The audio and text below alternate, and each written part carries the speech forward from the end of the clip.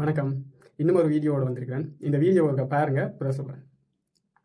இப்பவும் சொல்றேன், மக்கள் பணத்திலிருந்து ஒரு பைசா கூட தொடமாட்டோம், தொடவும் விடமாட்டோம், தொட்டா விடமாட்டோம். இதுக்கு முன்னாடி தொட்டவங்களையும் விடமாட்டோம்.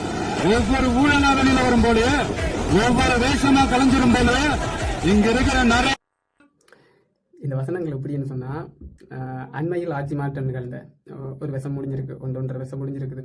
இலங்கையில புதிய ஒரு கட்சி தான் உண்மையிலேயே ஆட்சி விட அது உங்கள் எல்லோருக்கும் தெரிஞ்சிருக்கும். அவரும் இப்படித்தான், ஊழல்கள் செய்ய மாட்டோம், ஊழல் செய்தாக்களையும் விட மாட்டோம், செய்தவர்களை விட மாட்டோம்னு சொல்லி ஒரு சபதம் கொண்டுதான் ஆட்சி விட முடியினவர். அது சொன்ன மாதிரிக்கு நிறைய பேர் அப்படி ஊழல் செய்தவர்களை கைது செய்திருக்கிறார், விளக்கமளிப்பு கேட்டிருக்கிறார். அப்படி நிறைய சம்பவங்கள் நிகழ்ந்திருக்கு. இனி வரும் காலங்களில் தமிழ்நாட்டிலையும் அப்படி ஒரு சம்பவம் நிகழ வாய்ப்பு இருக்குது. அந்த வசனம் தான் இந்த வசனமா நான் பார்க்கிறேன். மற்றது இவ்வளவு காலமும் ஏன் முதல்வர் கதைக்கு இல்லை அப்படின்னு சொல்லி எதிர்கட்சியில இருந்து திரு உதயநிதி ஸ்டாலின் கேள்வி கேட்டிருந்தவர்.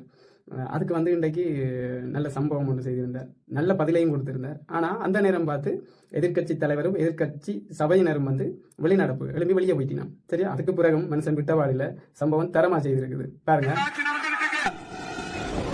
அவங்க இருந்திருந்தா ஒரு ஆக்ஷன் பண்ணணும்னு எனக்கு தோணுச்சு. எல்லாரும் போயிட்டாங்க.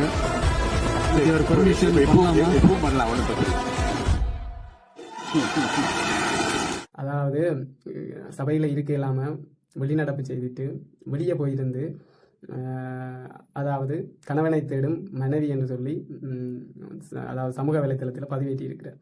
இல்லை, எனக்கு விளங்க இல்லை. ஒருத்தன் அரசியல் பேசினா நீங்கள் உடனே அவன் குடும்பத்தை இழுத்து அவதூறு பிறப்புவீங்க. இதை விட உங்களுக்கு வேற ஒன்றும் தெரியாது. இதுதான் நீங்கள் செய்கிற அரசியல், இல்லையா? நீங்கள் ஒழுக்கமானால உங்களுக்கு கோர்ட்டுக்கு போகையில் என்ற ஒரு குறை மட்டும்தான் இருக்குது.